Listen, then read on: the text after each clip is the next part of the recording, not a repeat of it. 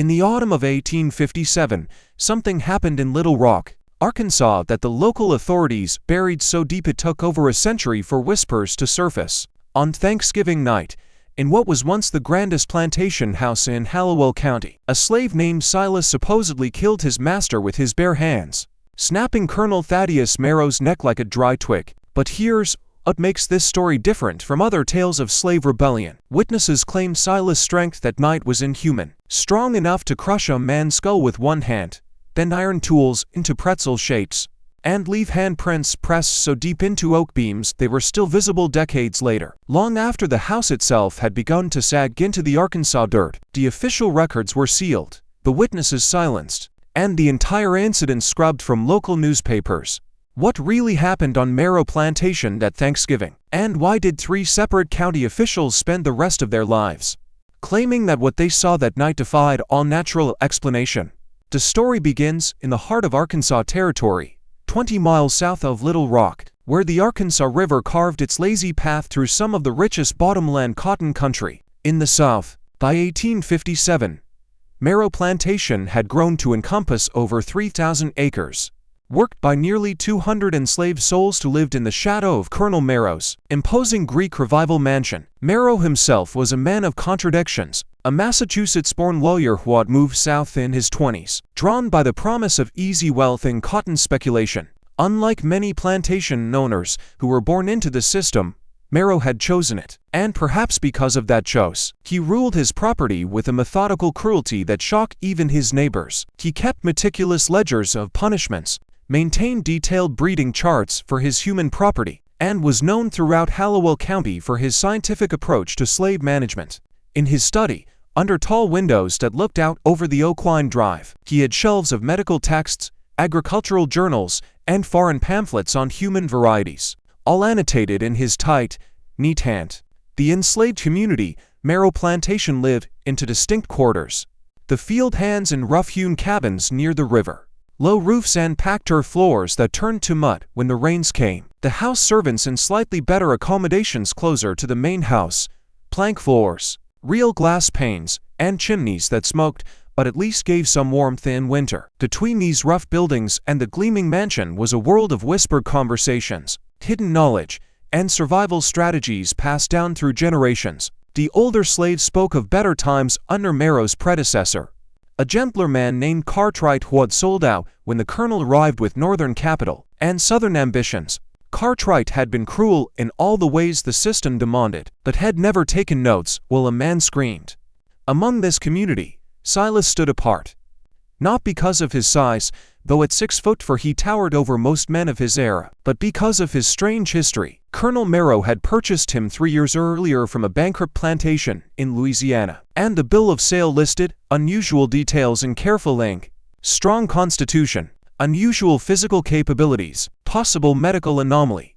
Buyer assumes all risks. The seller, a Frenchman named Duval, had been eager, almost frantic to part with Silas. Despite his obvious value as a field hand, he showed too many teeth when he smiled, and his hands shook slightly as he pushed the papers across the table. Silas never spoke of his previous life, but the other slaves noticed things. He could work 16-hour days in the cotton fields without showing fatigue, his shirt soaked through but his breath still steady when others were collapsing in the rows. He could lift cotton bales that normally required 2 men, hoisting them as if they were sacks of feathers. His hands, when examined closely in the firelight, showed calluses so thick and developed they looked almost like horn, ridged and pale against his dark skin. The plantation blacksmith, an enslaved man named Ezra, swore that Silas could bend horseshoes with his bare hands, though he was careful never to display such abilities where the overseer might see. Once, late at night, Ezra claimed he saw Silas take a length of scrap iron and twist it slowly, steadily, as if he were wringing water from a cloth.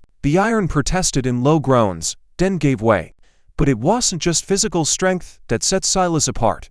There was an intelligence in his eyes, a watchfulness that made some of the older slaves uneasy, a literacy carefully hidden that suggested education far beyond what any slave was permitted to possess. Late at night, some claimed to see him crouched in the dirt outside his cabin, scratching symbols by moonlight. Not English letters, but something else entirely. curved marks and stacked lines that looked almost like formulas. Like the language of a schoolroom, none of them had ever been allowed to enter. Colonel Merrow took a particular interest in Silas, though not out of kindness. The colonel had heard rumors about the slave's unusual capabilities, and saw an opportunity for both profit and scientific inquiry. Merrow fancied himself a man of learning. He subscribed to phrenology journals, wrote letters to northern societies under a false name, and devoured agricultural periodicals that discussed the natural variations in human specimens. He began conducting what he called strength assessments on Silas, timing his work, measuring his output, and documenting his capabilities in leather-bound journals kept locked in his study desk. These sessions took place in the plantation's old carriage house, a long, low building with a loft that smelled of dust, hay, and cold iron. Away from prying eyes, away from the quarters where screams could be blamed on the wind, Merrow would have Silas lift increasingly heavy objects, anvils, tree trunks, even sections of iron machinery, while the colonel took notes and made calculations, pausing occasionally to adjust a pair of wire-rimmed spectacles on his nose. The colonel was particularly fascinated by what appeared to be Silas' ability to work without fatigue, often pushing him for hours beyond the point where normal men would collapse. When Silas' muscles trembled, Merrow wrote faster. When sweat ran off him in sheets, the colonel's handwriting grew almost feverish. By autumn of 1857, these assessments had taken on a darker tone. Merrow had begun inviting guests to witness what he called demonstrations. Wealthy planters from neighboring counties, curious physicians, itinerant men of science who arrived with polished walking sticks and hidden hunger in their eyes, all came to see the slave who could allegedly perform feats of impossible strength. Some of these demonstrations involved lifting contests. Others required Silas to bend iron bars or break thick wooden planks with his bare hands. There were nights when Ezra was ordered to forge special rods thicker than any practical tool, simply so Silas could be made to bend them in front of white men who laughed and applauded like they were watching a circus. But as Thanksgiving approached, something began to change in Silas' demeanor. The other slaves noticed it first, because they lived in a world where small changes meant life or death. There was a tension in his movements, a distant look in his eyes, as if he were calculating something only he could see. He moved more slowly but with greater purpose, conserving energy as if he were saving strength for a moment that hadn't yet arrived. Ezra later told those who would listen that Silas had begun asking strange questions. He asked about the plantation's layout, where the wells were, where the fences were weakest, which roads led to the river and which to the pine woods. He asked about Colonel Merrow's habits, what time the colonel retired to his study, which nights he drank too heavily, which servants carried keys to which doors. He asked about the old slave who had once tried to run and how quickly the dogs had been loosed. He listened closely to the answer. The Merrow household was preparing for what the colonel planned to be his grandest Thanksgiving celebration yet. Had invited over 40 guests from as far away as Memphis and New Orleans, including several who had specifically requested to see his remarkable specimen. The menu had been planned for weeks by Ruth Mayfield, the head cook who had survived 3 masters and knew exactly how thin a line she walked each day. Turkeys had been fattened, hams cured, pies prepared with sugar bought on credit to impress distant guests. Special delicacies were ordered from as far away as Baltimore and New York. Most importantly, Colonel Merrow had planned a special after-dinner demonstration featuring Silas, one that he promised would astound his guests and cement his reputation as Arkansas's most forward-thinking plantation owner. What Merrow didn't know was that Silas had been listening. House servants, moving invisibly through the mansion as they polished silver and laid out linens, had overheard conversations about the planned demonstration. More disturbing still, they had glimpsed some of Colonel Merrow's private journals, left carelessly open on his desk when the colonel was called away. The entries they'd seen spoke of terminal experiments, ultimate strength limitations, and acceptable losses in the name of scientific advancement. They saw Silas' name more than once, sometimes written as Subject S, sometimes underlined twice, as Thanksgiving Day 1857 dawned crisp and clear over the Arkansas bottomlands. Both Colonel Merrow and Silas were making their final preparations. Neither man knew that before the night was over, one of them would be dead and the other would vanish into the Arkansas wilderness, leaving behind questions that would haunt Hallowell County for generations. November 26, 1857 began like any other Thanksgiving at Merrow Plantation, at least on the surface. But the undercurrents of tension were impossible to ignore for those who knew where to look. By dawn, The mansion's kitchen was alive with frantic preparation as house slaves worked under Ruth Mayfield's sharp tongue and sharper eyes, preparing a feast that would seat 50 guests in the plantation's grand dining room. The stove roared, knives flashed, kettles hissed, and Ruth's wooden spoon cracked against the table whenever a hand moved too slowly. Outside, Silas had been assigned to help prepare the grounds, setting up additional seating on the mansion's wraparound veranda, and ensuring the oil lamps were properly filled and positioned for the evening's entertainment. Those who worked alongside him noticed something different. He moved like a man counting his breaths, an economy of movement, as if he were conserving his strength for something specific. His usual willingness to take on the heaviest tasks had been replaced by a careful calculation of effort. If a crate could be carried by 2 men, he let 2 men carry it.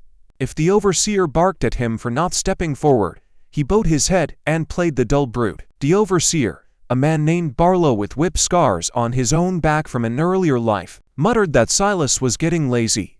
But Ezra saw something else. He saw a man coaling inward. Colonel Merrow spent the morning in his study, reviewing his notes and preparing for what had privately dubbed the grand demonstration. The curtains were drawn to keep out the glare, and the colonel's desk was spread with pages, charts of numbers, sketches of bones and muscles, diagrams of levers and pulleys. His journal entry from that morning, later discovered during the mansion's demolition, revealed his excitement. "Today I shall push the specimen beyond all previous thresholds. Science demands nothing less than complete understanding. If fatal, the data will still be invaluable." The guests began arriving around noon, their carriages rolling up the Oakline Drive in a steady procession. Hooves clattered, harness bells chimed, and liveried drivers snapped whips in the cold air. Among the guests were some of the most prominent names in Arkansas society. Judge Horace Leland from Little Rock, whose legal opinions carried weight far beyond the county. Plantation owner Edwin Pike from Helena, whose cotton fields were rumored to be mortgaged to the hilt. And Dr. Charles Fenwick, a physician from Memphis, who gained notoriety for his writings on racial physiology, a polite term for cruelty dressed up in Latin. But the guest who drew the most attention was Professor Heinrich Adler, a German immigrant who claimed expertise in physical anthropology and who had traveled from St. Louis to witness Merrow's famous specimen. As the afternoon progressed and the guests enjoyed their pre-dinner drinks on the veranda, Silas continued his preparations with the methodical precision of a man, following a carefully rehearsed plan. Ezra later told an investigator that when he tried to engage Silas in conversation around 3 o'clock, the larger man had looked at him with eyes that seemed to see right through him, as if his mind were somewhere else entirely. "You ever seen a river right before the flood?" Ezra would say years later. "Looks slow, looks calm, but underneath, everything's moving." The dinner itself proceeded without incident. The guests feasted on roasted turkey, sugar-cured ham, cornbread stuffing, and an array of seasonal vegetables, all prepared by enslaved hands that moved invisibly between kitchen and dining room. Candles flickered in silver candelabras, polished so bright they reflected the flames twice. The conversation flowed as freely as the wine, full of talk about cotton prices, territorial politics, and the growing tensions between North and South that would explode into war just 4 years later. Servants moved along the walls, refilling glasses, collecting plates, listening without appearing to listen. Silas was not among them. He waited in the dark carriage house, alone with the iron and wood and his thoughts. As the evening wound toward its climax, Colonel Merrow stood to address his guests, his face flushed with wine and anticipation. He tapped the spoon against his glass until the room fell silent. "Gentlemen," he announced, his voice carrying over the murmur of conversation, "tonight you will witness something that challenges everything we thought we knew about the limits of human capability.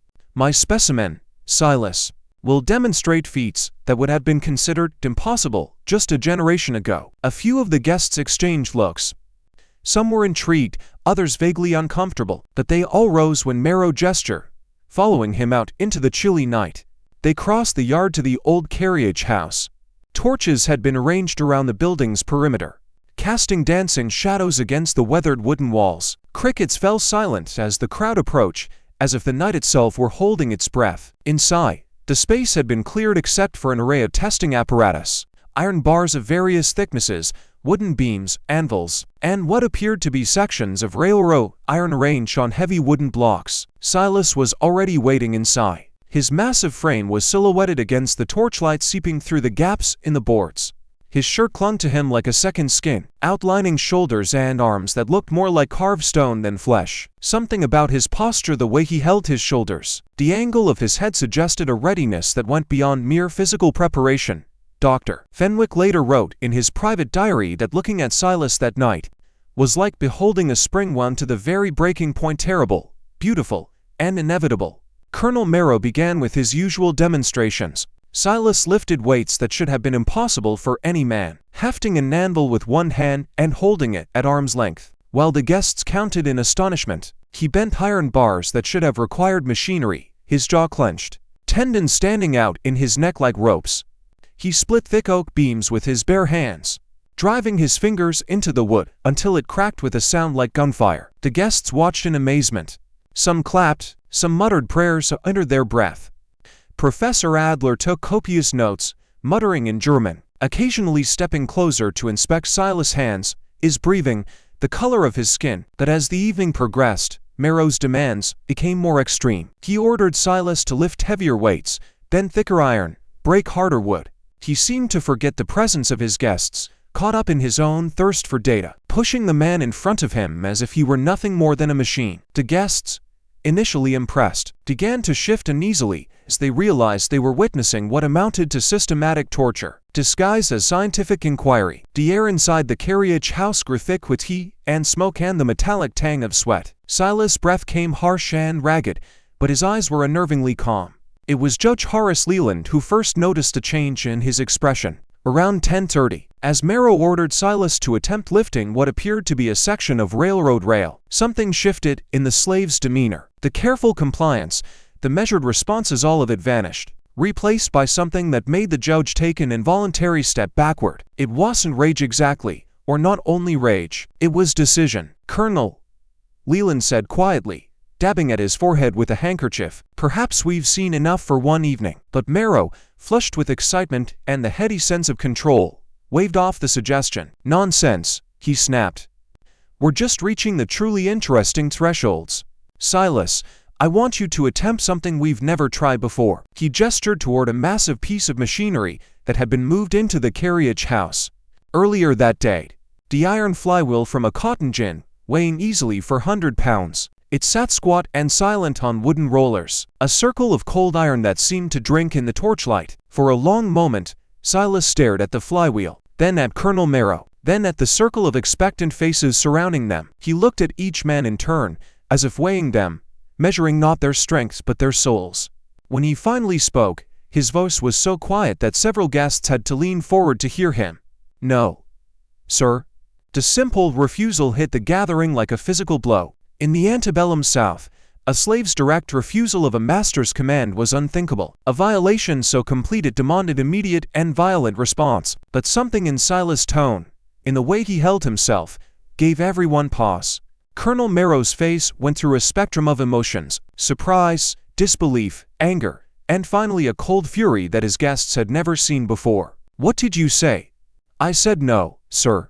Silas' voice was still quiet, but there was something underneath it now, a depth, a steadiness, like a river current hidden beneath still water. Professor Adler stopped writing mid-stroke. Judge Leland took another step backward. "You will do as I command," Marrow said, his voice tightening, his hands curling into fists at his sides. "Or you'll face consequences that will make our previous sessions seem like gentle encouragement." For a moment that stretched into eternity, the two men faced each other across the torchlit space. The master and the man had tried to turn into an experiment. Around them, the guests shifted, uncertain whether they were about to witness a punishment or something far worse. Then Silas smiled. It was not a friendly expression. It was not even a triumphant one. It was the smile of a man who had finally stepped across an invisible line in his own mind. Several witnesses later swore they'd never seen an expression more terrifying in their lives. "No, sir," he said one final time. "I don't believe I will." What happened next unfolded with a speed that left most witnesses struggling to process what they'd seen. Even years later, Silas moved toward Colonel Marrow with the fluid grace of a man half his size, covering the distance between them in 3 impossibly quick strides. The torches threw his shadow across the walls, a giant shape swallowing the smaller one. Marrow had time to raise his hands defensively, time to open his mouth in what might have been a shout or a plea, but no time to escape what was coming. The sound that followed, described by multiple witnesses as resembling a thick branch breaking in a strong wind, would haunt everyone present for the rest of their lives. Colonel Thaddeus Marrow, master of 3,000 acres and nearly 200 human souls, died instantly as his neck snapped with an audible crack that seemed to echo in the sudden silence. His body crumpled in Silas' hands like a marionette with its strings caught. But it wasn't just the killing that terrorized the witnesses. It was the ease of it, the sense that Silas had been holding back all along, masking his true capabilities, a way a man might hide gold dust in a pocket of his coat. For a moment that felt frozen in time, he stood over Marrow's body, his massive hands still positioned as if he were holding something delicate that had simply broken. The torches hissed. The horses outside shifted restlessly in their stalls. No one breathed. Then he looked up at the circle of horrified faces, and when he spoke, his voice carried an intelligence and education that no slave was supposed to possess. "Gentlemen," he said with perfect diction and a slight accent that none of them could identify, "I suggest you leave now." The stampede that followed was anything but dignified. Prominent citizens of Arkansas society trampled each other in their haste to escape the carriage house, abandoning all pretense of social standing in their panic to reach their carriages and flee into the night. Hats were lost, canes snapped underfoot, and one man was later found with another man's boot print on his back. Within minutes, Marrow Plantation's grand yard was chaos. Wheels rattled over ruts, horses foamed at the mouth, and drivers swore as they whipped their teams toward the main road. By the time the last carriage disappeared into the darkness, Marrow Plantation was empty except for the slaves in their quarters, the body of their former master, and Silas, who stood alone among the scattered testing apparatus and flickering torches. What happened in the hours that followed remains one of the great mysteries of that terrible night. The house slaves, terrified and uncertain, remained in their quarters until dawn.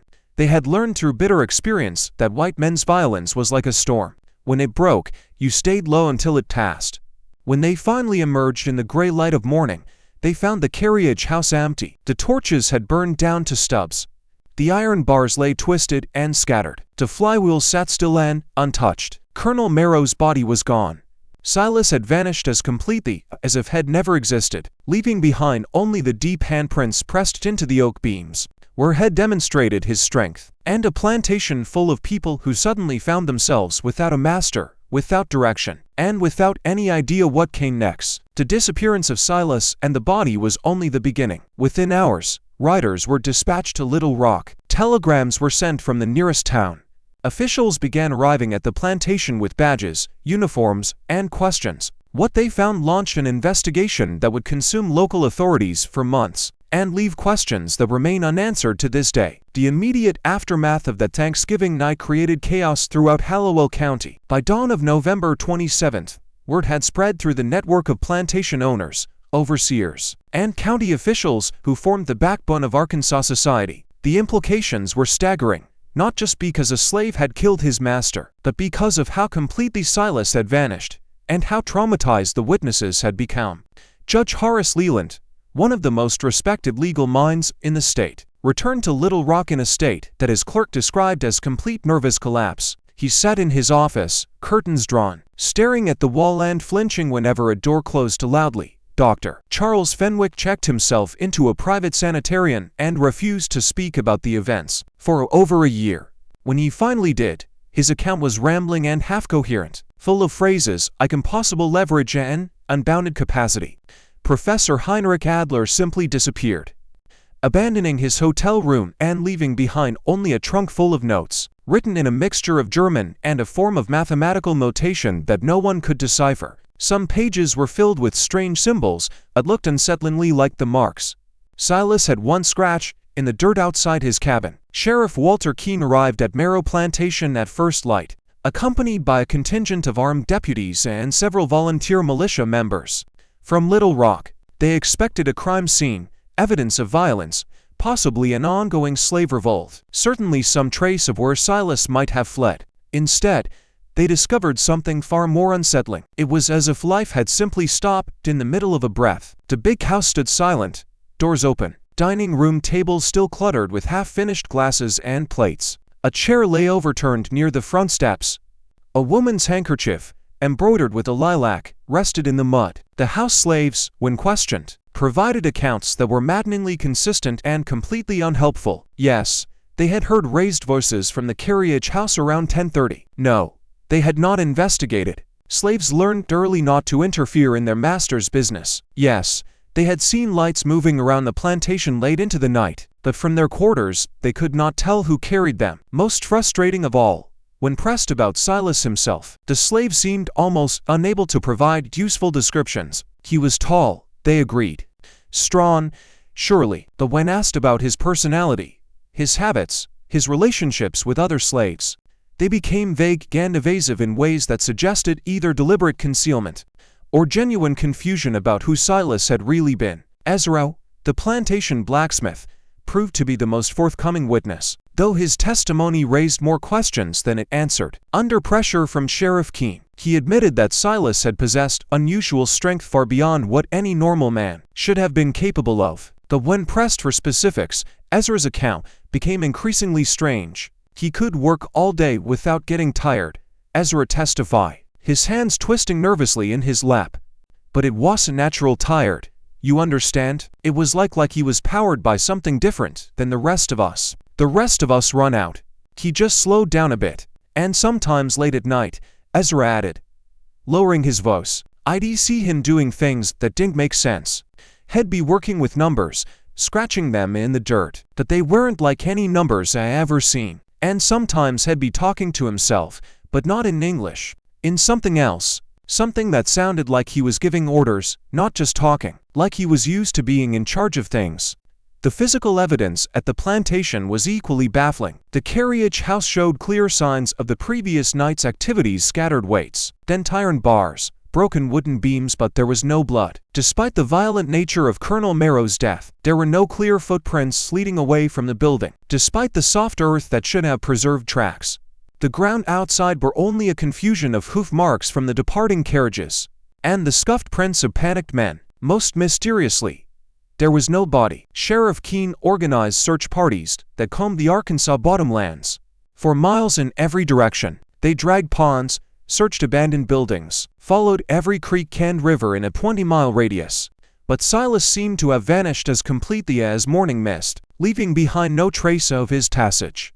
The investigation took on an increasingly desperate quality as days turned into weeks. Governor Richard Talbot, under pressure from prominent plantation owners throughout the state, authorized a reward of $500 for information, leading to Silas' capture, an enormous sum that drew bounty hunters from as far away as New Orleans and Memphis. Wanted posters appeared throughout the Arkansas Territory and neighboring states, featuring a description so generic it could have applied to dozens of men. Large Negro male, approximately 60 feet tall, unusually strong build. Answers to the name Silas. Extremely dangerous. Approach with caution. As the weeks passed, a more troubling pattern began to emerge. Several of the bounty hunters who took up the search reported strange encounters in the Arkansas wilderness, glimpses of an impossibly tall figure moving through the forests at night, campsites that appeared to have been occupied by someone of enormous strength, trees that had been uprooted or bent in ways that suggested superhuman force. More disturbing still were the reports that began filtering in from other parts of the state. A plantation owner near Pine Bluff reported that his slaves had begun acting strangely, whispering among themselves and showing signs of what he called dangerous excitement. Another planter near Helena claimed that his overseer had quit suddenly, after reporting that the slaves were talking about someone called the Strong Man, who was coming to set things right.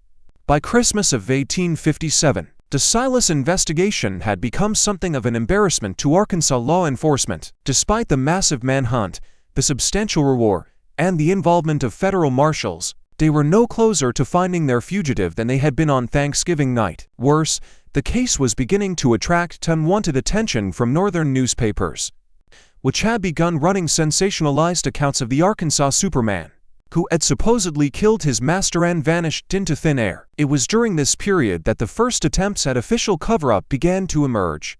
Governor Talbot, concerned about the impact on Arkansas's reputation and the potential for the case to inflame tensions between North and South, quietly ordered all official records of the investigation sealed. The reward was withdrawn, the wanted posters removed, and newspapers were encouraged not to run further stories about the case. But the most significant development came from an unexpected source: Colonel Merrow's personal papers. When his estate was finally settled in early 1858, his executors discovered something that had been overlooked during the initial investigation.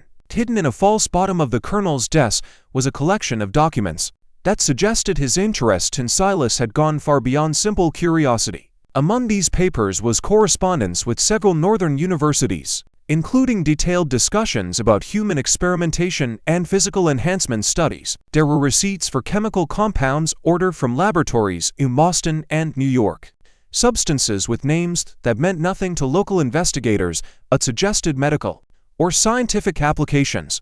Most intriguingly, there was a bill of lading from a shipping company in New Orleans dated just 2 weeks before Silas' arrival at the plantation, for what was described as specialized pharmaceutical equipment and associated materials. The final document in this hidden collection was perhaps the most disturbing: a contract with an organization called the Atlantic Meridian Society, based in Boston, for what was described as ongoing physiological assessment and enhancement protocols. The contract was signed by both Colonel Thaddeus Merrow and someone identified only as Subject S in a handwriting that several of the house slaves identified as belonging to Silas himself. These discoveries raised questions that no one in Arkansas was prepared to answer.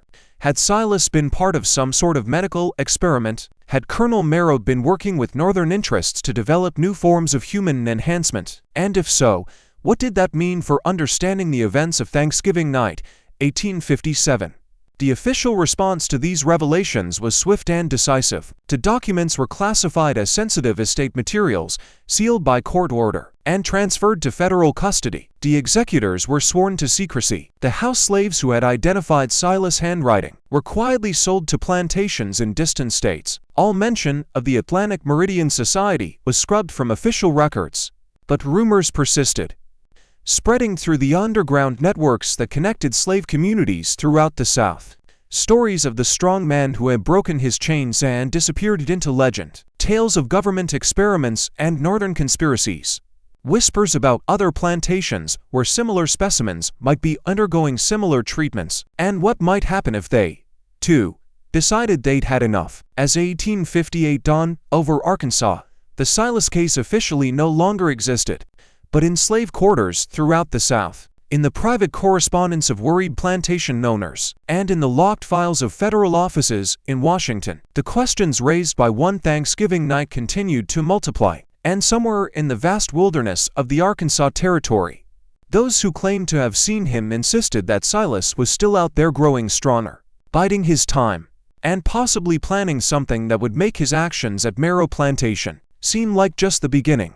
Spring of 1858 brought new developments that would deepen the mystery surrounding Silas' disappearance and raise questions about the true nature of what had occurred at Merrow Plantation. The first indication that the case was far from closed came from an unexpected source: a private investigative firm based in Chicago known as the Harrington Detective Bureau. Officially, Harrington handled railroad thefts and insurance fraud. Unofficially, its founder, Nathaniel Harrington, had built a reputation for taking on cases that others considered impossible. The Bureau had been quietly hired by parties and known most likely northern investors, with ties to the Atlantic Meridian Society, to conduct their own investigation into the events of Thanksgiving night. Harrington himself arrived in Little Rock in March, accompanied by 2 of his most experienced operatives. Unlike the local authorities, who had focused their efforts on tracking Silas' movements after the killing, the Harrington men were interested in what had happened before his arrival at Merrow Plantation. Their investigation would uncover a trail that stretched back through Louisiana and Mississippi, eventually leading to a series of medical facilities in the Northeast that had been conducting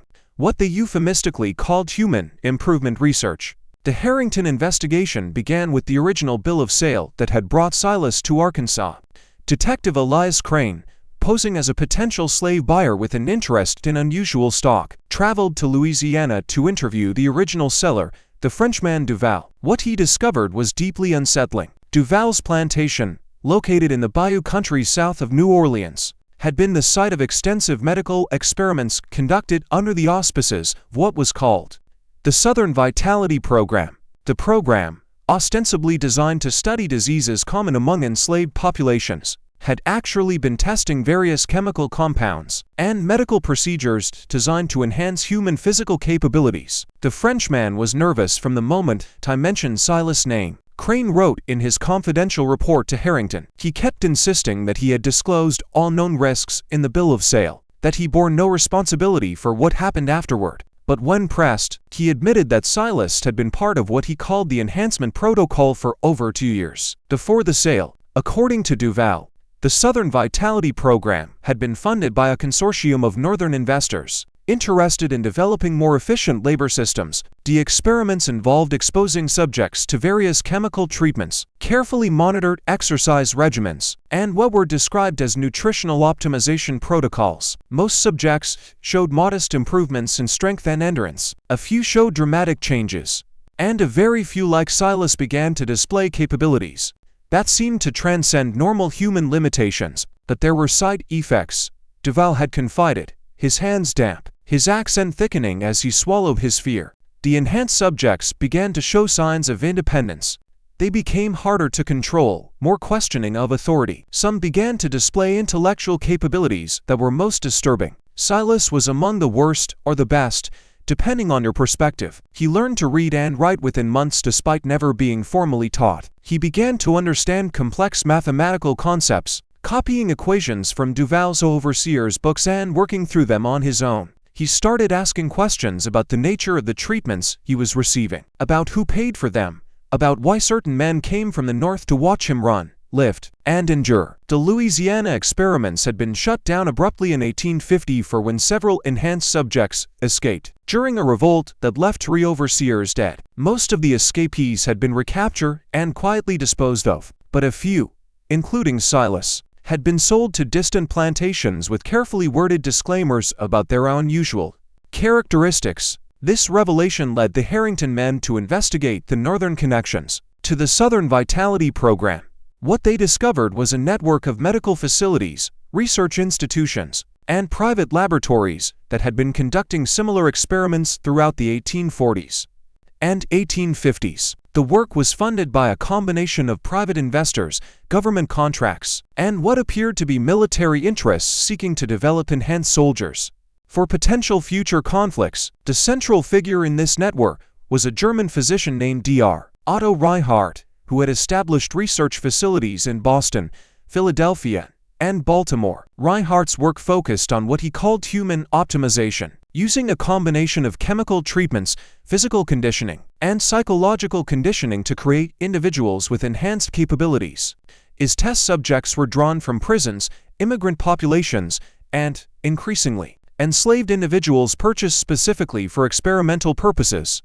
Detective Margaret Snow, one of Harrington's most skilled operatives, infiltrated Reinhardt's Boston facility by posing as a nurse seeking employment. Her reports revealed the scope and sophistication of the enhancement program. The facility maintains detailed records on over 200 subjects who have undergone various levels of enhancement treatment, she wrote in one report. The success rate varies dramatically depending on the subject's physical condition, psychological profile, and what they refer to as genetic compatibility factors. Successful subjects show increases in physical strength ranging from 50% to, in extraordinary cases, over 300% of baseline human capability. That the most disturbing discovery came from Snow's access to Reinhardt's private correspondence. The doctor had been in regular communication with Colonel Merrow, receiving detailed reports on Silas' progress, and providing guidance on how to maximize the subject's capabilities. Reinhardt's letters were full of clinical detachment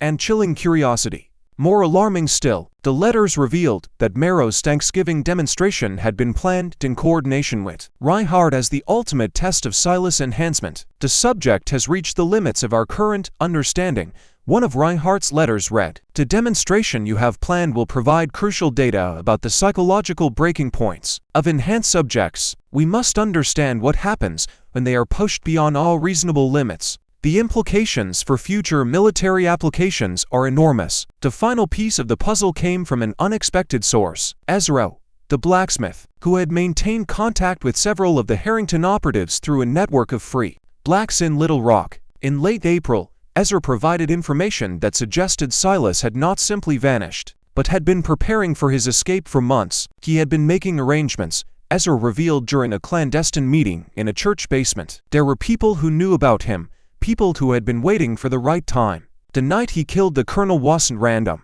It was planned. And there were others involved, people who helped him get away. This revelation led to a broader investigation of what appeared to be an underground network, dedicated to helping enhanced subjects escape from their captivity. The network, which called itself the Lantern Line, included abolitionists, free blacks, and even some sympathetic whites who had become aware of the enhancement experiments and viewed them as an abomination that went beyond even the normal horrors of slavery. The Lantern Line had been operating since the early 1850s, helping escaped enhanced subjects reach safe havens in Canada, Mexico, or remote areas of the American wilderness. They had developed sophisticated methods for covering tracks, providing false identities, and most importantly helping the enhanced subjects learn to control their abilities in ways that would allow them to blend into normal society. That the most shocking revelation came in May of 1858, when Detective Elias Crane uncovered evidence that the Lantern Line had been infiltrated by foreign agents. Documents found in a raid on a suspected safe house in Memphis revealed correspondence with British and French intelligence operatives who were interested in learning about American enhancement technologies. The implications are staggering, Harrington wrote in his final report to his mysterious clients. The enhancement program has not only created individuals with capabilities that exceed normal human limitations, but it has also attracted the attention of foreign powers who see potential military applications. If subjects like Silas have been successfully extracted to foreign territory, we may be facing a situation where America's rivals possess capabilities that we do not fully understand or control. The Harrington investigation was quietly terminated in June of 1858. Its findings were classified, its operatives reassigned to other cases. The people who had hired them, whoever they were, had learned enough to be afraid that the questions raised by the investigation continued to reverberate through certain circles in Washington, where military officials and government researchers began to grapple with the implications of what they had learned. Meanwhile, reports continued to filter in from throughout the Arkansas Territory and beyond. Sightings of an impossibly tall, impossibly strong figure moving through the wilderness. Stories from remote settlements about a mysterious benefactor who had helped escaped slaves reach freedom. Tales from Native American tribes about a man who could outrun horses and bend iron with his bare hands, but who spoke with intelligence and kindness rather than the savage fury many expected from someone of his capabilities. And in the ruins of what had once been Marrow Plantation, now abandoned and slowly being reclaimed by the Arkansas wilderness, visitors reported strange phenomena. Deep handprints in oak beams that seemed to grow more distinct rather than fading with time. Areas where the very ground seemed to have been compressed by enormous force, as if something unimaginably heavy had stood there. And sometimes, on quiet nights, when the wind was still, the sound of someone moving through the old carriage house, as if a massive figure were testing his strength against invisible weights. As summer gave way to autumn in 1858, 1 year after the Thanksgiving night that had changed everything, the mystery of Silas had evolved from a local manhunt into something much larger and more complex. The questions were no longer just about where he had gone, but about who he really was, what had been done to him, and what his escape might mean for a nation that was already fracturing along lines of slavery, freedom, and the fundamental question of what it meant to be human. The autumn of 1858 brought a series of incidents that would forever change how the Silas case was understood and feared by those in positions of power. What began as isolated reports of strange occurrences throughout Arkansas and neighboring states gradually coalesced into a pattern that suggested something far more organized and dangerous than a single fugitive hiding in the wilderness. The first major incident occurred in October near the town of Camden in southern Arkansas. A plantation owned by Bartholomew Price, one of the state's most prominent cotton producers, experienced what witnesses later described as a night of impossible terror. Price had recently acquired 3 new slaves from a Louisiana dealer man who bore the same mysterious markings in their bills of sale that had once described Silas. Unusual physical capabilities, possible medical anomaly. On the night of October 15th, these 3 men, identified in plantation records only as Cyrus, Jonah, and Titus, simultaneously broke free from the plantation's most secure holding facility. But this wasn't a typical escape attempt. According to the surviving overseer, Owen Briggs, the three men didn't break the locks on their shackles. They broke the shackles themselves. They twisted solid iron bands apart with their bare hands as if they were made of clay. Briggs testified to investigators, his face pale, his hands shaking. "I've been managing slaves for 20 years, and I've never seen anything like what happened that night. These men moved like they could see in the dark, coordinated like they'd been planning this for years instead of days. And the strength," he swallowed hard. "God help me, the strength was inhuman." The three enhanced slaves systematically destroyed every piece of restraint equipment on the plantation, not just their own bonds, but every chain, every lock, every iron bar that could be used to confine human beings. They accomplished this destruction in complete silence, without waking the house slaves or alerting the guards until they were ready to leave. When they finally departed, they took with them not just their own freedom, but detailed maps of the local area that they had somehow acquired, along with supplies that suggested they were planning a much longer journey than a simple escape to the next county. That the Camden incident was just the beginning. Within weeks, similar reports began arriving from plantations throughout the region. In Mississippi, two enhanced subjects escaped from a research facility near Natchez, leaving behind equipment that had been twisted into abstract sculptures of bent metal and broken wood. The facility's physician claimed that one of the men had lifted a full barrel of water and hurled it across a yard as easily as a normal man might throw a stone. In Louisiana, a group of enhanced individuals broke free from what was supposed to be an escape-proof holding facility, but not before systematically destroying every document and research note related to the enhancement program. When investigators arrived, they found burned pages, smashed glass, and rows of empty iron cots. The pattern was clear and terrifying. The enhanced subjects weren't just escaping randomly. They were being coordinated, directed by some central authority that knew exactly where they were being held and exactly how to free them. More disturbing still, they seemed to possess intelligence about the enhancement program itself, targeting specific facilities and destroying specific types of evidence with a precision that suggested inside knowledge. Dr. Otto Reinhardt, the German researcher who had been instrumental in developing the enhancement protocols, arrived in Little Rock in November to consult with federal authorities about the growing crisis. His assessment was grim and increasingly panicked. "We are dealing with subjects who have been fundamentally altered," he told military officers in a closed-door meeting. "Not just physically, but intellectually. The enhancement process appears to have created individuals with capabilities that extend far beyond our original parameters. They are displaying strategic thinking, coordination abilities, and problem-solving skills that suggest we may have inadvertently created a form of enhanced intelligence." Reinhardt's most disturbing revelation concerned the psychological profiles of enhanced subjects. According to his research, the chemical and physical treatments that increased their strength and endurance also appeared to break down certain mental barriers that normally limited human potential. Enhanced subjects showed increased memory capacity, faster learning abilities, and most troubling of all, what appeared to be a form of shared consciousness that allowed them to coordinate their actions across vast distances. "We believe," Reinhardt admitted in a classified report, "that we may have accidentally created a new form of human being, one that views ordinary humans not as equals, but as inferior. The implications for social control, for the entire structure of our society, are catastrophic." Meanwhile, the search for Silas himself had taken on new urgency as authorities began to suspect that he was not just another escaped subject, but possibly the coordinating intelligence behind the growing network of enhanced individuals. Reports from throughout the Arkansas Territory described sightings of an impossibly tall figure who appeared at plantations and research facilities in the days before mass escapes occurred, as if he were conducting reconnaissance missions to plan future operations.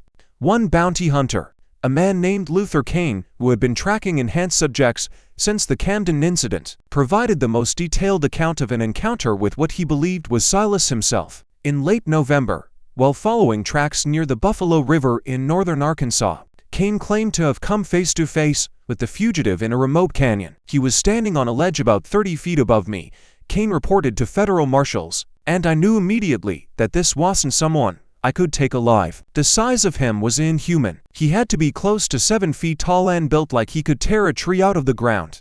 But it wasn't his size that scared me. It was his eyes. He looked at me like he was calculating exactly how long it would take to kill me." and whether it was worth the effort. According to Kane, Silas spoke to him in perfect English with an accent that suggested extensive education. He told me I was hunting the wrong prey, the bounty hunter recalled. He said men like him weren't the problem, men like me were. He said that for too long people had been treated like property, like animals to be experimented on and discarded. He said that was going to change whether we wanted it to or not. The encounter ended without violence, but only because Silas chose to leave rather than fight. He just stepped backward off that ledge, Kane reported, and when I climbed up to see where he'd gone, there was nothing. No tracks, no sign had ever been there. Just those deep handprints in the rock where he'd been gripping the stone. By December of 1858, the enhanced subject situation had escalated to the point where President Franklin Harlan was receiving regular briefings about what his advisors had begun calling the Silas crisis. The implications were staggering, not just for immediate security concerns, but for the broader questions about human experimentation, states' rights, and the fundamental nature of freedom and slavery that were already tearing the country apart. Military officials began developing contingency plans for what they called enhanced subject containment operations, but their planning was complicated by a disturbing realization.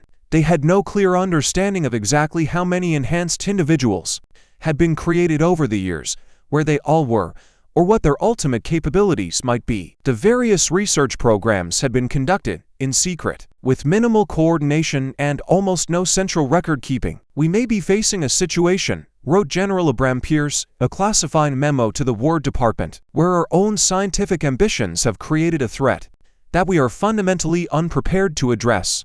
These enhanced subjects appear to possess not only superior physical capabilities, but also tactical intelligence that makes them extremely difficult to track or contain. If they are indeed being coordinated by a central authority, possibly this Silas figure, then we may be dealing with what amounts to an insurgency led by individuals who are virtually superhuman. The final incident of 1858 occurred on New Year's Eve at a remote research facility in eastern Tennessee. The facility, operated under military auspices and hidden in the Cumberland Mountains, had been conducting enhancement experiments on volunteer soldiers who had been promised improved strength and endurance in exchange for their service. The program was so classified that even President Harlan was unaware of its existence until it was too late. On the night of December 31st, the facility was attacked by what survivors described as a coordinated force of enhanced individuals, led by someone matching Silas' description. The attack was not a chaotic assault, but a precisely planned military operation that suggested extensive reconnaissance and tactical planning. They knew exactly where everything was, reported Major Lewis Harper, the facility's commanding officer.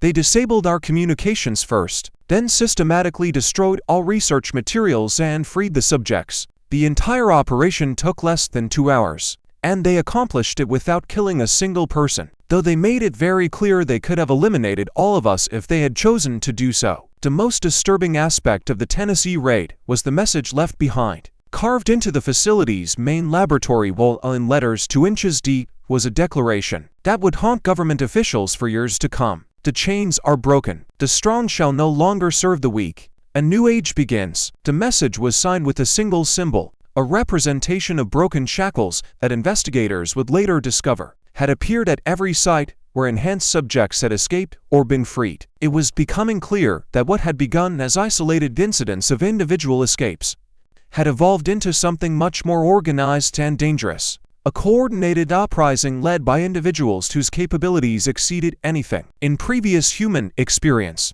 As 1859 dawned over a nation already fracturing along lines of slavery and freedom, the Silas crisis represented a new and unprecedented threat to the established order.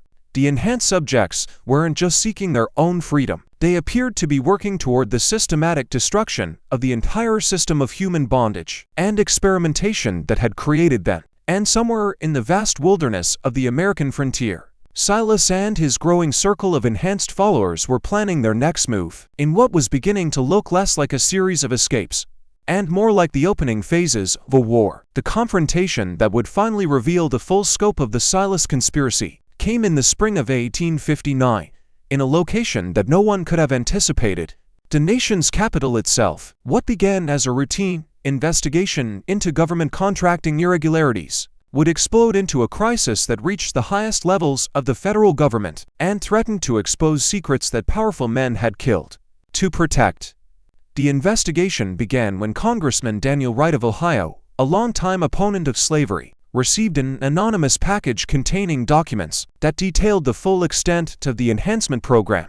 The materials, hundreds of pages of correspondence, financial records, medical reports, and research notes, revealed a network of human experimentation that stretched from the bayous of Louisiana to the laboratories of Boston, all funded through a complex web of government contracts, private investments, and military appropriations. That the most explosive revelation was a roster of enhanced subjects that had been created over nearly a decade of experimentation. The list contained over 300 names, along with their locations, their enhancement levels, and most disturbingly their current status: captured, escaped, or terminated. At the top of the list, marked with special notations indicating both the highest enhancement level and active resistance, leader status, was the name that had become synonymous with the crisis: Silas. Congressman Wright, recognizing the enormity of what he had received, immediately demanded congressional hearings into what he called the systematic enslavement and torture of human beings in the name of scientific advancement. His demands were met with fierce resistance from Southern representatives, who argued that any such investigation would violate states' rights and interfere with legitimate agricultural research. But Wright had allies among Northern representatives who were equally appalled by the revelations, and by April of 1859 a select committee had been formed to investigate the enhancement program. The committee's first public hearing, held on April 21st in the Capitol building, drew enormous crowds and unprecedented media attention. People lined up before dawn to secure seats in the gallery. Newspaper sketches the next day showed long lines of carriages outside the building, ladies in bonnets standing shoulder to shoulder with factory workers and freedmen. Dr. Otto Reinhardt, subpoenaed to testify about his role in the program, provided testimony that shocked even the most prepared observers. The enhancement protocol was originally conceived as a humanitarian effort, Reinhardt testified, his German accent heavy, his hands clenching and unclenching on the witness table. We believed that by increasing the physical capabilities of enslaved individuals, we could reduce their suffering by making their labor more efficient and less physically demanding. We never intended to create what we ultimately produced. Under aggressive questioning from committee members, Reinhardt revealed the true scope of the program's evolution. What had begun as attempts to improve physical health and endurance had gradually expanded into full-scale human modification experiments. Enhanced subjects were exposed to increasingly aggressive treatments, pushed to physical and mental limits that no ethical researcher should have contemplated, and ultimately developed capabilities that transcended normal human experience. The subject designated as Silas, Reinhardt admitted, represented our most successful and most dangerous outcome. His physical capabilities are approximately 400% of baseline human norms. His intellectual development exceeded our most optimistic projections, and his psychological profile indicated a level of independence and leadership potential that made him fundamentally unsuitable for continued bondage. The committee's second day of hearings focused on the military and intelligence applications of the enhancement program. General Abram Pierce, testifying in closed session, revealed that the War Department had been funding enhancement research since 1852, with the goal of creating soldiers who could operate in extreme conditions and perform tasks beyond normal human capabilities. The enhanced subjects showed promise for special operations, reconnaissance missions, and combat situations where superior physical capabilities would provide decisive advantages. Pierce testified, however, we quickly discovered that the psychological changes that accompanied physical enhancement made these subjects unsuitable for military discipline. They became increasingly resistant to authority, increasingly likely to make independent decisions, and increasingly sympathetic to causes that conflicted with military objectives. Pierce's testimony revealed that the military had attempted to create their own enhanced subjects, using volunteer soldiers, but the results had been catastrophic. Enhanced soldiers had deserted at unprecedented rates, often taking classified information with them. Several had been court-martialed for refusing orders, and at least had been executed for what amounted to mutiny. The military enhancement program had been quietly terminated in 1857, but not before creating dozens of enhanced individuals whose current whereabouts were unknown. The congressional hearings reached their climax on April 25, when the committee announced that they had received communication from Silas himself. The message, delivered through intermediaries whose identities were kept secret, was a formal statement that would be read into the congressional record and reported in newspapers throughout the nation. To the representatives of the American people, the statement began, "I write to you not as a former slave, not as an escaped fugitive, but as a free man who has broken the chains that bound not just my body, but my mind and spirit as well. For too long, men like me have been treated as property to be bought and sold, as animals to be bred and modified, as subjects for experiments that no decent society should permit." The statement continued with a detailed account of Silas' experiences in the enhancement program, from his initial capture and sale to his gradual understanding of what was being done to him and others like him. But the most powerful section addressed the broader implications of what the enhanced subjects had discovered about American society. Through the enhancement process, Silas wrote, "We have gained not just physical strength, but clarity of vision about the true nature of this nation's institutions. We have seen how easily men can be reduced to property when it serves economic interests. We have experienced how readily scientific advancement is used to justify the most degrading forms of human bondage. We have learned that the principles of freedom and equality that this nation claims to uphold are applied selectively, based on calculations of power and profit rather than any consistent moral framework." The statement concluded with a declaration that sent shockwaves through the Capitol. "We, the enhanced subjects who have broken free from our bondage, do not seek revenge against those who created us. We seek justice. We demand the immediate termination of all human enhancement programs. We demand the freedom of all subjects currently held in research facilities, and we demand recognition of our status as free human beings, with rights equal to any other Americans. If these demands are not met, we will take whatever actions are necessary to secure our freedom and the freedom of others like us." The message was signed not just by Silas, but by over 50 other enhanced subjects, creating what amounted to a formal declaration of independence from a group of individuals whose capabilities made them extraordinarily dangerous if they chose to use violence to achieve their goals. The immediate response from Southern representatives was predictable: rage, denials, and demands that the enhanced subjects be hunted down and captured regardless of the cost.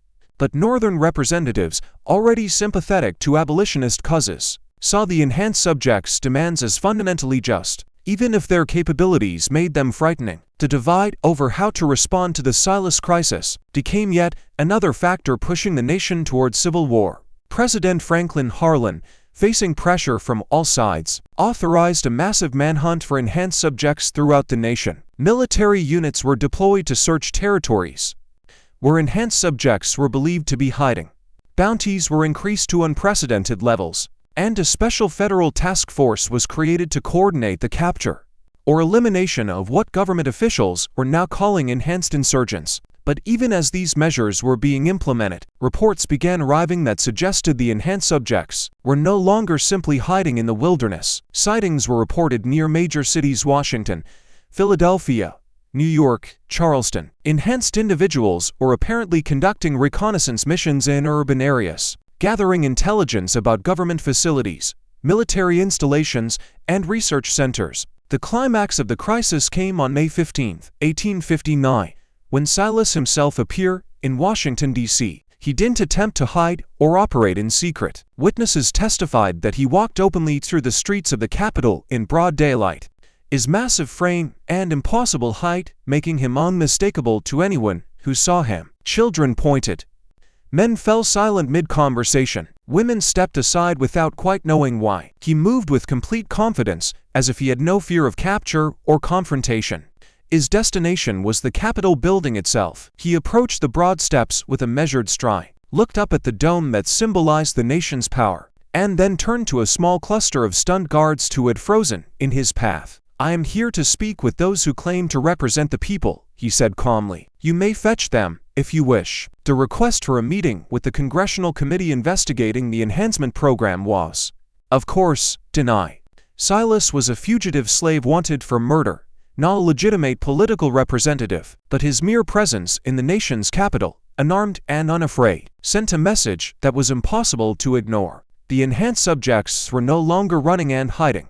They were ready to confront their creators directly. Silas' brief appearance in Washington ended without violence, but not without consequence. Before leaving the Capitol, he left behind one final message, carved with his bare hands into the marble steps of the Capitol building itself. The experiment is over. The specimens have become the scientists. By evening, Silas had vanished as completely as he had appeared, leaving behind only the deep gouges in marble that demonstrated his superhuman strength, and the unmistakable message that the enhanced subjects were no longer content to be victims of other men's ambitions. They had become active agents in their own destiny, and they possessed the capabilities to challenge anyone who stood in their way. The resolution of the Silas crisis came not through a grand battle or dramatic showdown, but through a series of secret negotiations that would reshape American policy on human experimentation and set precedents that would influence government research for generations to come. The negotiations,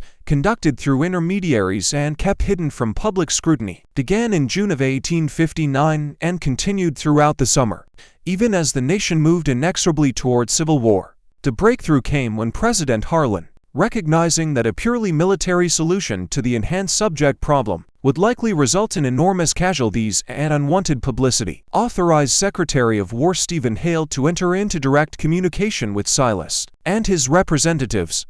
The negotiations were carried out through a complex network of intermediaries, including abolitionist leaders who had been secretly supporting the enhanced subjects, and federal officials who recognized that the crisis could not be resolved through force alone. Silas' demands, as presented through these intermediaries, were surprisingly sophisticated and legally grounded. Rather than seeking revenge against those who had created and exploited the enhanced subjects, he proposed a comprehensive solution that would address the immediate crisis, while establishing principles to prevent similar abuses in the future. The core elements of what became known only in whispers as the Washington Compact included the immediate cessation of all human enhancement research conducted under federal auspices, the destruction of all research materials and subject records that could be used to restart the program, the provision of new identities and financial support for enhanced subjects who wish to integrate into normal society, and, most controversially, the establishment of a separate,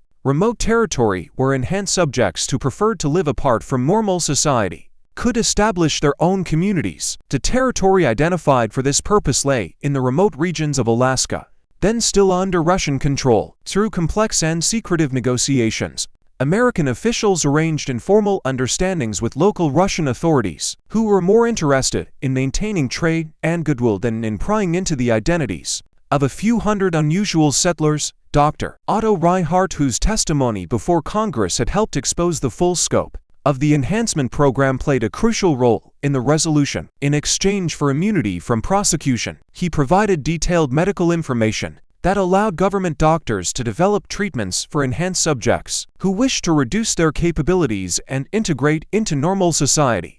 Not all enhanced individuals chose this option, but those who did were able to live relatively normal lives under carefully constructed new identities. The implementation of the Washington Compact required extraordinary secrecy and coordination. Enhanced subjects throughout the nation were contacted through the Lantern Line and given choices about their future. Those who chose integration were provided with new identities, modest financial support, and when possible medical treatment to reduce their enhanced capabilities to more manageable levels. Those who chose separation were quietly transported, in small groups over many months, through a series of carefully orchestrated movements to ports on the West Coast, and from there by ship to distant territories where questions were few and records were vague. Silas himself chose separation, but not before ensuring that all other enhanced subjects had been given genuine options for their future. His final communication with federal negotiators, delivered in August of 1859, demonstrated the intelligence and moral clarity that had made him such an effective leader of the enhanced resistance.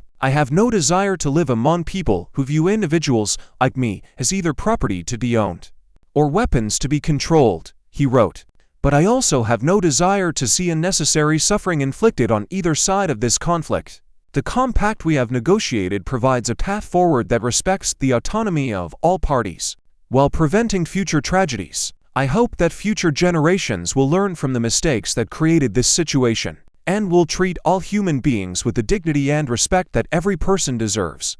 The public resolution of the Silas crisis was carefully managed to minimize its impact on national politics and public opinion. The congressional investigation was quietly concluded with a report that acknowledged irregularities in certain research programs but avoided specific details about the enhancement experiments. Dr. Reinhardt and other key figures in the program were transferred to remote postings, where they could continue medical research under strict supervision, but without access to human subjects.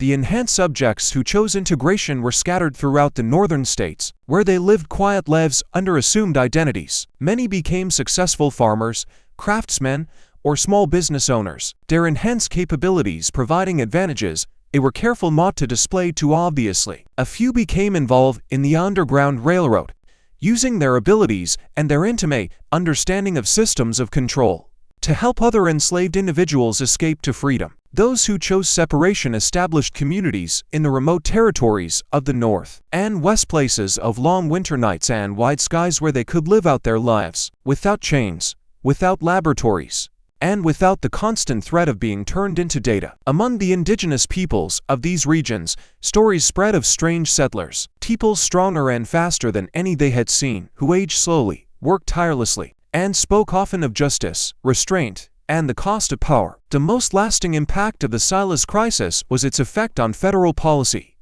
regarding human experimentation. The Washington Compact included provisions that established the first formal ethical guidelines for government-sponsored medical research, principles that will, in time, evolve into the modern idea of informed consent and protection of human subjects. While these guidelines were initially kept secret, they influenced government research practices and helped prevent similar crises in future decades. The Civil War, which began less than 2 years after the resolution of the Silas crisis, overshadowed the enhancement program in public memory. The massive casualties and social upheaval of that conflict made the story of a few hundred enhanced individuals seem relatively minor by comparison. Official records of the program were classified and eventually forgotten, buried in archives that would not be opened for more than a century. But the impact of Silas and the enhanced subjects extended far beyond the immediate resolution of their crisis. The communities established in distant territories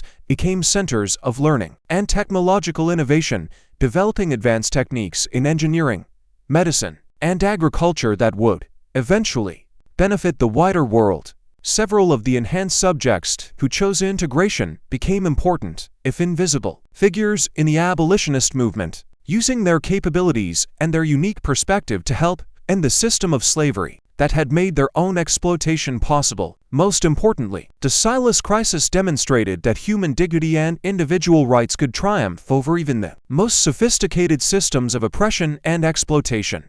The enhanced subjects had not just escaped from their bondage, they had fundamentally challenged the assumptions that made such bondage possible in the first place. As the years passed and the details of the enhancement program faded from official memory, the story of Silas became legend rather than history. But in certain circles among researchers who studied government ethics, among civil rights advocates who fought against medical exploitation, among northern and indigenous communities who remembered the strange but honorable neighbors who had once settled among them, the memory of the enhanced subjects served as a reminder of both humanity's capacity for cruelty and its potential for redemption. The handprints that Silas had left pressed into the oak beams of the Marrow Plantation carriage house remain visible for decades after the building's abandonment, a physical reminder of the night when one man's refusal to accept degradation had sparked a crisis that changed American history.